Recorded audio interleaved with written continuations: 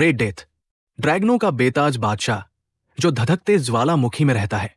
कोई भी इंसान अगर उसके इलाके में दाखिल होता है, वो अपने जलते हुए श्वास से उसे राख बना देता है।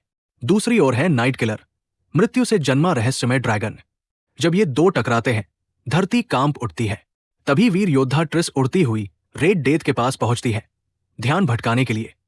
लेकिन बहुत पास चली जाती है। रेड डेथ उसके पूंछ को पकड़ लेता है। ट्रिस अपनी कुल्हाड़ी से ड्रैगन के दांतों पर वार करती है। एक एक कर कई दांत टूटते हैं और रेड डेथ चीखता हुआ पीछे हटता है। लेकिन ट्रिस फंसी रह जाती है। तभी नाइट किलर वोहिया आसमान से आता है। जैसे ही रेड डेथ आग उगलने ही वाला होता है, वोहिया समय रहते ट्रिस को पकड़कर नीचे सुरक्षित जमीन पर छोड़ता है। फिर सीधा आसमान में उड़ता है और रेड डेथ के सिर पर प्लाज्मा बम दाग देता है। रेड डेथ गुस्से से कांप उठता है। वो उड़ने की कोशिश करता है, लेकिन भारी शरीर के कारण पहाड़ों से टकराता है। किसी तरह उड़कर वोहिया का पीछा करता है। एक जोरदार आग का गोला आसमान में उछलता है, लेकिन वोहिया बादलों में गायब हो चुका होता। बादलों के बीच वोहिया छुप छुप कर हमला करता है। रेड डेथ की दोनों पंखों में बड़े छेद हो जाते हैं। घायल ड्रैगन आसमान में चारों ओर आग बरसाता है। अचानक उसकी एक चिंगारी वोहिया को लग जाती है।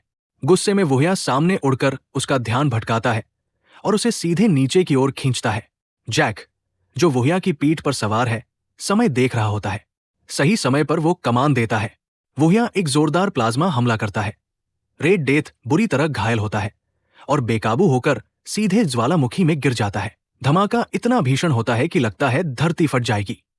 लेकिन उसकी पूंछ जैक और वोहिया को भी नीचे खींच लेती है।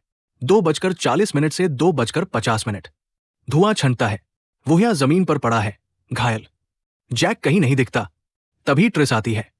वोहिया अपनी पंख खोलता है। जैक को उसने अपने अंदर छुपा रखा था। जैक अस्पताल में जागता है। उसकी एक टांग अब स्टील की है, लेकिन जब वो बाहर आता है तो